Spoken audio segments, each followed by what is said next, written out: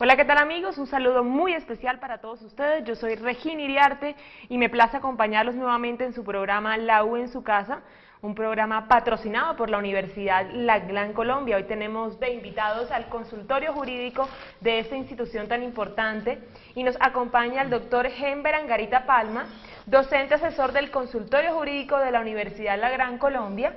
Y también nos acompaña Brian Alfonso García Rey, judicante del consultorio jurídico de la Universidad La Gran Colombia. Bienvenidos, es un gusto tenerlos aquí nuevamente. Gracias. Muchas gracias, Regina, para nosotros también es un gusto y saludos a todos nuestros televidentes acompañándolos acá en este espacio tan importante.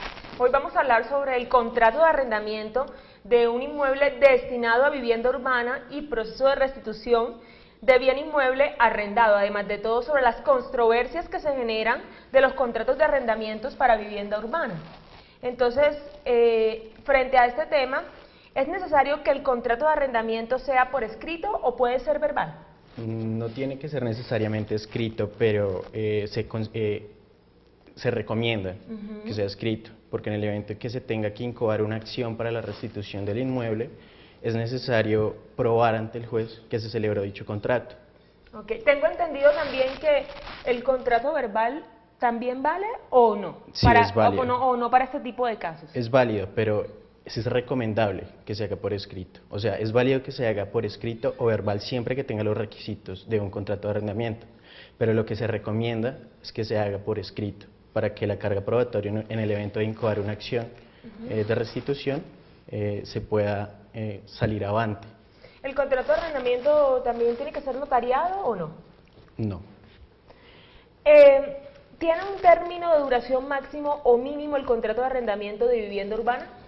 La ley de manera expresa no estipula ni un término mínimo ni un término máximo, lo que significa que las partes de mutuo acuerdo pueden establecer ese término. Ahora bien, ¿qué puede ocurrir? En caso de que las partes no manifiesten expresamente ese acuerdo, la ley sí trae una presunción y presume que el contrato de arrendamiento tendrá una duración por un año.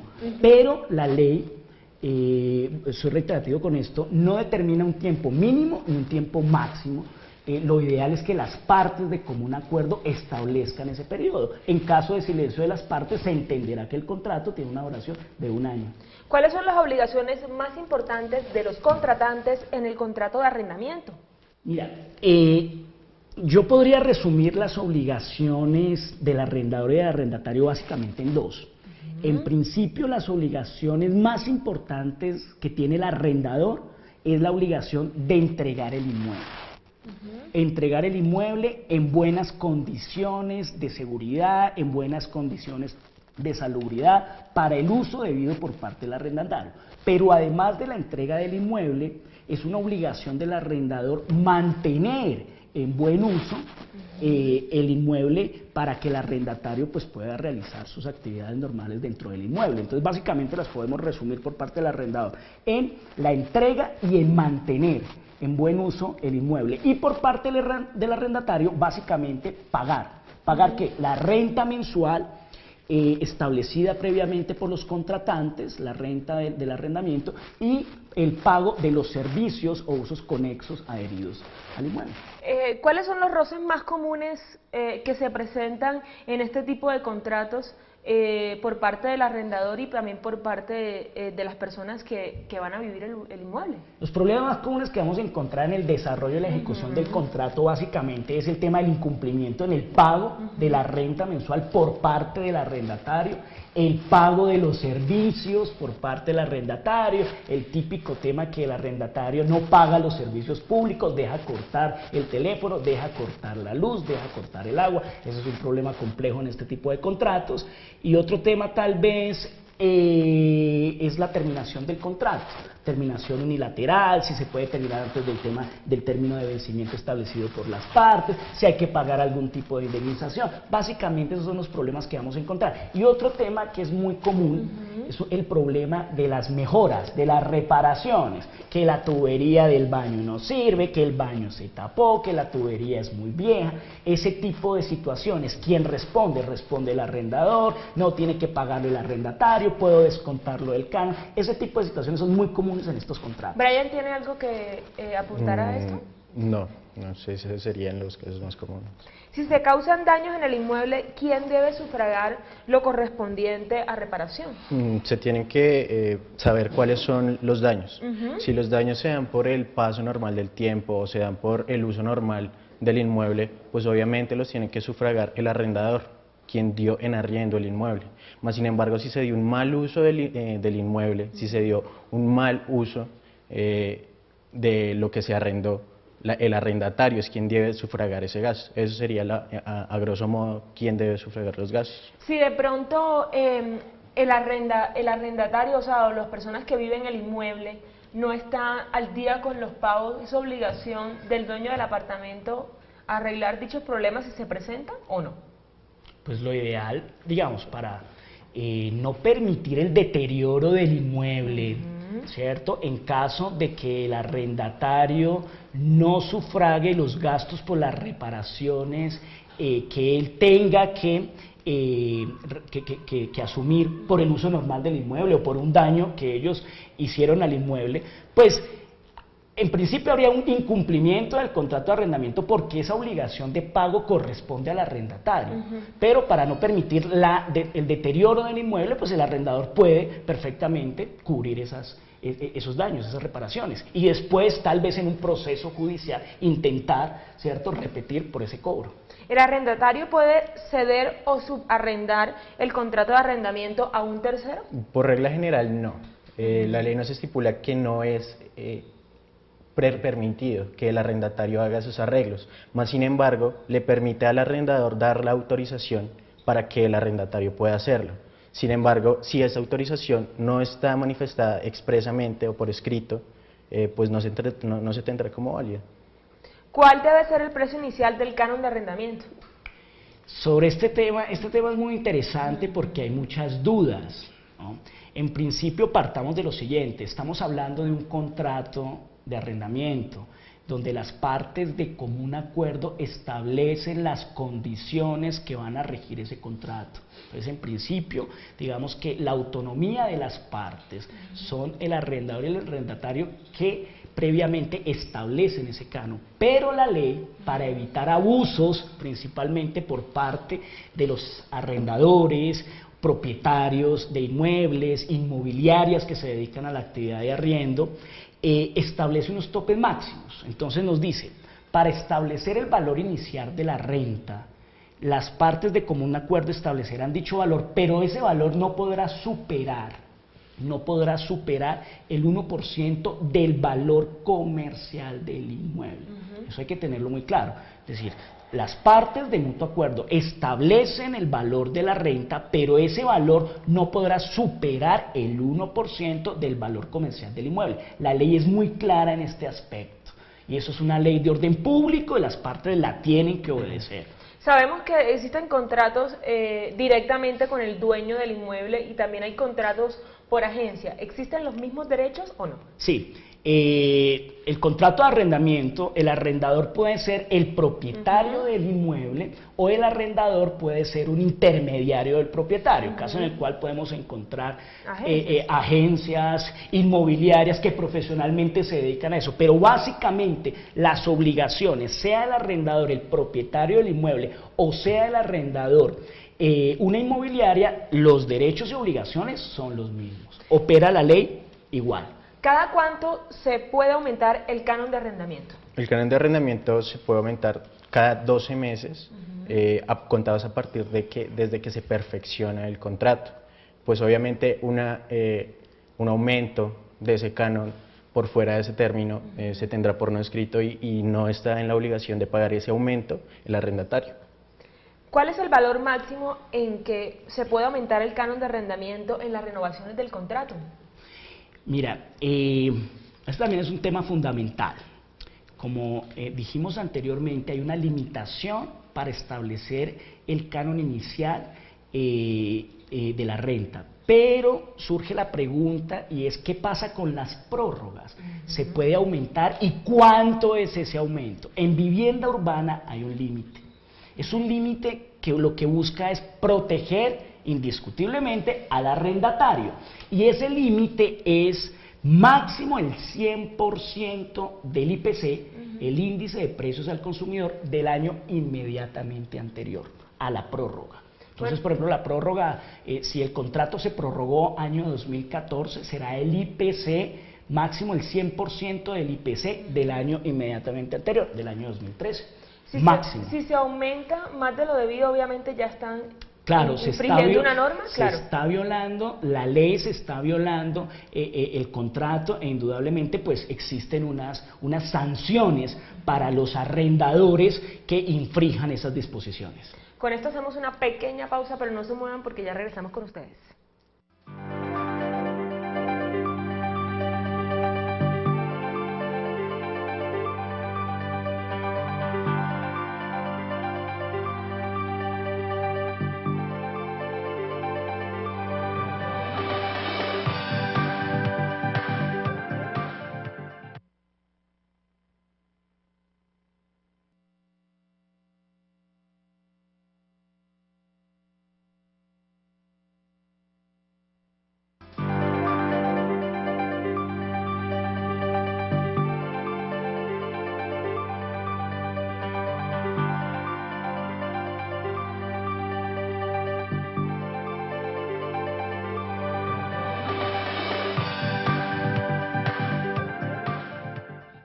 Continuamos con su programa La U en su casa, hablando de este tema tan importante sobre los derechos y deberes que tienen tanto por parte y parte el arrendatario como las personas que viven en un inmueble. Quisiera preguntarle, doctor Henry Angarita, ¿cuáles son las causales principales de determinación de un contrato? Bueno, en el contrato de arrendamiento se pueden presentar varias situaciones frente a la terminación. Se puede presentar justas causas para terminarlo, como terminarlo de manera unilateral sin justas causas. Y cada situación de estas va a tener consecuencias distintas. De igual manera, las causas de terminación serán distintas tanto para el arrendador como para el arrendatario. Eso depende de las obligaciones que cada una de las partes asuma en el contrato. Entonces, por ejemplo, el arrendador puede dar por terminado el contrato con justa causa cuando el arrendatario de manera grave ha incumplido con sus obligaciones. Por ejemplo, la obligación de pago. No ha pagado un mes, no paga 2 meses, 3 meses y no paga el canon de arrendamiento, la renta que se había estipulado. Entonces, pues indudablemente eso es una justa causa para la terminación del contrato de arrendamiento y para la restitución del inmueble de manera pues inmediata. Ahora bien, ¿qué puede ocurrir? Que el arrendador pretenda terminar el contrato, pero que no exista una justa causa para terminarlo. Y eso puede ocurrir, aquí debemos tener en cuenta algo, esa situación puede ocurrir no dentro del término inicialmente pactado, sino dentro de las prórrogas. Dentro de las prórrogas el arrendador puede dar por terminado sin justa causa el contrato, siempre y cuando cumpla una carga. ¿Cuál es esa carga? Que como mínimo notifique al arrendatario de dicha terminación con mínimo 3 meses de anticipación. Y segundo, pagándole una indemnización. Como es sin justa causa, pues él deberá pagar una indemnización. ¿Cuánto es esa indemnización? Deberá pagar 3 cánones de arrendamiento. Entonces, por un lado, avisar y, en segunda medida, pagar esa indemnización, si lo quiere hacer, sin justa causa. Por lo general, este tipo de contratos se hacen a un año y se van renovando, obviamente, cada año. Pero si, por ejemplo, ya por fuerza mayor, la persona que vive el inmueble tiene que abandonarlo, sí o sí tiene que pagar alguna multa. Mira, ¿qué puede ocurrir en esa situación? No hay que pagar ninguna multa y se podría terminar en cualquier momento por parte del arrendatario, siempre y cuando el arrendatario le comunique al arrendador como mínimo con 3 meses de antelación a la fecha de terminación del contrato, la terminación del mismo. Si él lo hace, no tiene que pagar ninguna indemnización. ¿Qué puede ocurrir? Que no, por una situación de fuerza mayor, por una situación un poco compleja y complicada, inmediata, urgente, el arrendatario tiene que irse del inmueble, tenga que entregar el inmueble, no puede esperar esos 3 meses de anticipación a la fecha inicialmente pactada, sino que tiene que hacerlo mucho antes. En ese caso, sí deberá pagar una indemnización. Entonces, corre con una carga. ¿Cuál es esa carga? Avisa con 3 meses de anticipación, pero además tendrá que cancelarle al arrendador 3 meses de la renta. Brian, ¿qué es la restitución de bien inmueble arrendado? Pues básicamente lo podemos entender como la acción que se incoa ante un juez civil pretendiendo que se devuelva la tenencia plena del inmueble arrendado al arrendador. Eso es lo que busca la acción, eso sería la acción de restitución de bien inmueble. ¿Qué son medidas cautelares en un proceso de restitución de bien inmueble? Son decisiones judiciales que buscan hacer efectivo el derecho que de la devolución de la tenencia del bien inmueble. Entonces, el juez de manera cautelar le pide al señor arrendatario que no saque los bienes del inmueble o ordena que se le embargue y el posterior secuestro de un bien inmueble para garantizar el pago, que aunque la acción de restitución de bien inmueble no busca en sí el pago de la obligación de los cánones de arrendamiento atrasados, en el caso que se haya atrasado en un canon de arrendamiento, sí garantiza que se haga el pago, sí busca que se haga el pago. Doctor Hember, ¿es necesario realizar conciliación antes de solicitar la restitución de un bien inmueble? No, la ley, digamos que el proceso de restitución de inmueble arrendado es un proceso especial, que tiene un trámite preferente, por la necesidad tanto del arrendador como del arrendatario. Eso significa que la ley no requiere previamente que se agote la conciliación antes de iniciar el proceso, pero indudablemente lo mejor para evitarnos un proceso que, aunque es un proceso corto, pues puede ser engorroso, pueden presentarse ciertas situaciones que demoren el fallo judicial, etcétera, etcétera. Entonces, para evitar ese tipo de cosas, mover el aparato judicial, pues lo mejor es que las partes de común acuerdo, por medio de una conciliación extrajudicial, pues se pongan de acuerdo sobre ese tipo de situaciones. No solamente la restitución del inmueble, sino el arrendatario tuvo que irse, una situación económica mala, no pudo pagar. Hombre, ¿por qué no nos sentamos y llegamos a un acuerdo? Yo te entrego el inmueble, pago en 1 año, pago en 2 meses, pago en 3 meses. Entonces, antes de ir a un proceso de restitución, aunque no es obligatorio agotar la etapa de la conciliación, pues lo mejor sería que las partes se sienten y de mutuo acuerdo puedan solucionar esos inconvenientes. Eso sería indudablemente lo mejor. ¿Hay sanciones como el embargo? ¿Existen otros tipos de sanciones? Sí, mira, como comentaba Brian, el arrendatario, el arrendador, perdón, que pretenda la restitución del inmueble puede de manera previa solicitar medidas cautelares. Okay. ¿Sí? Pero puede solicitar medidas cautelares sobre los bienes del arrendatario. Ahora bien, hay que tener algo en cuenta, como lo decía Brian, el proceso de restitución tiene una finalidad muy clara, y es, como su nombre lo indica, que el bien se devuelva. Claro. Devuelva el inmueble. No quiere devolverlo, no paga, y fuera de eso no quiere devolver el inmueble. Entonces, ¿cuál es la finalidad de la restitución? Que devuelva el inmueble, ¿cierto? Pero en el proceso de restitución yo no puedo solicitarle al juez que condene por el cobro de sumas de dinero que no se pagaron. Eso es un proceso distinto. Eso ya sería tal vez un proceso ejecutivo, tal vez por el no pago de servicios públicos o por el no pago de la renta. Entonces hay que diferenciar el proceso de restitución, que tiene una finalidad muy clara, es que se devuelva el inmueble, y el proceso ejecutivo, que va a pretender a futuro, ¿cierto?, el cobro de esos dineros adeudados. Bueno, yo quiero, antes de irnos a la pausa, quiero dejar a Brian una pregunta sobre la mesa, y es la siguiente. Hablando de las medidas cautelares de las que usted hablaba, ¿cuándo se pueden solicitar? O sea, ¿en qué situaciones se pueden solicitar? Entonces, la dejamos sobre la mesa y la contestamos después de una pausa.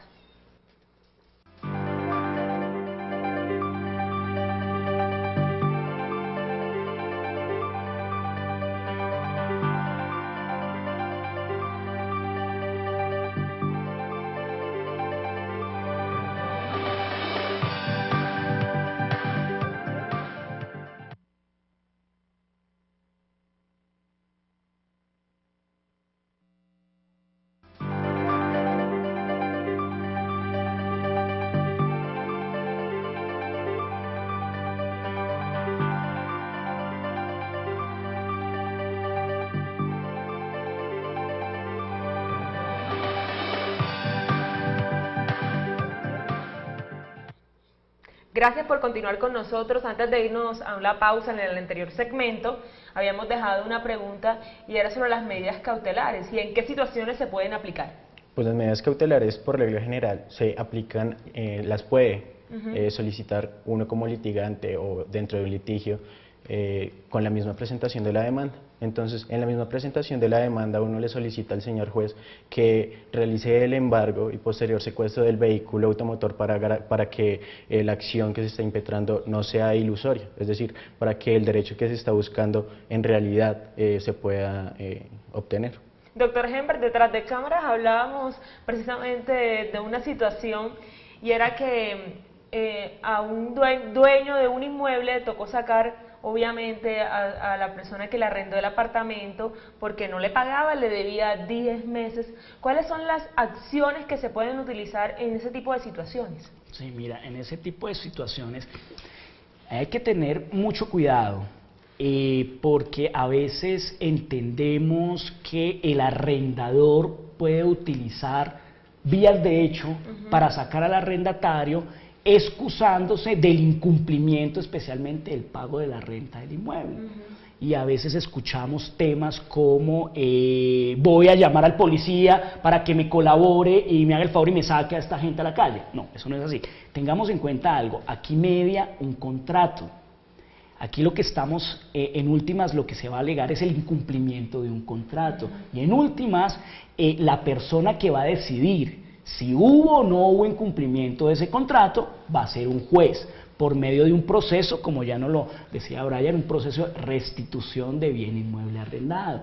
Ahora bien, una vez se encuentre la sentencia que ordena la restitución del inmueble y aún con sentencia judicial, el arrendatario es renuente y no quiere salir del inmueble, en ese caso sí se puede perfectamente solicitar a la autoridad competente, inspector de policía, autoridad de policía, que ayude al desalojo, a la fuerza del arrendatario, porque ya está incumpliendo directamente una orden judicial emitida por sentencia. ¿Cuáles son los puntos que se deben tener en cuenta a la hora de un contrato, por parte y parte? Sí, en principio, identificar muy bien las partes.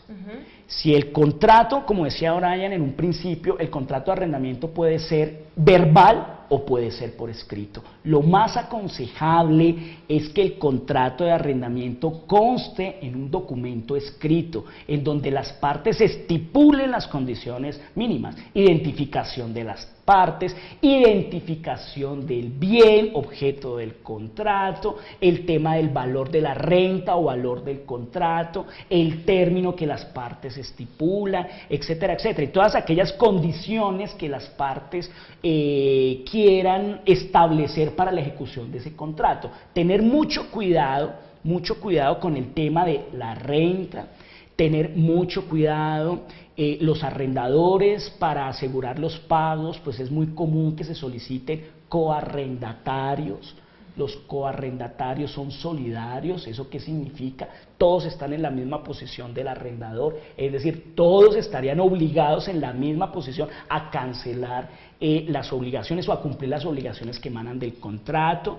Los arrendadores, para evitar ciertas situaciones también pueden, de incumplimiento, tomar seguros de arrendamiento con esas aseguradoras autorizadas por el gobierno nacional para que emitan seguros de arrendamiento. Entonces, en caso de que el arrendatario no cancele o no cumpla sus obligaciones, pues perfectamente el arrendador puede ir contra la aseguradora, solicitarle ese pago y la aseguradora posteriormente repetirá contra el arrendatario.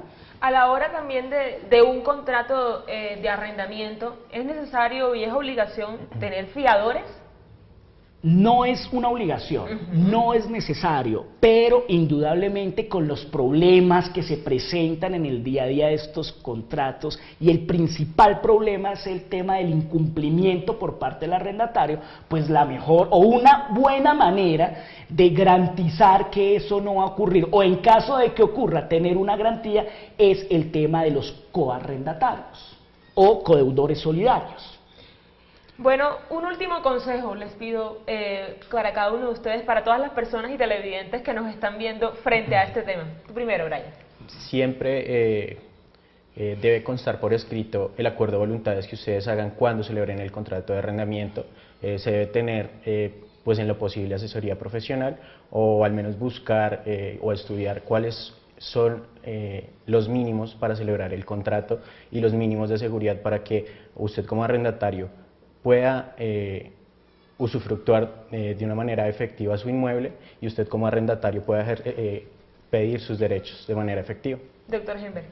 Igual, lo que nosotros vemos y especialmente vemos en el ejercicio profesional, en el consultorio jurídico de la Universidad Gran Colombia, los casos que llegan, es especialmente los temas de desconocimiento.